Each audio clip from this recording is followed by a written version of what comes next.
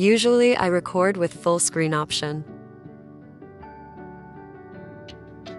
You can see here screen flickering.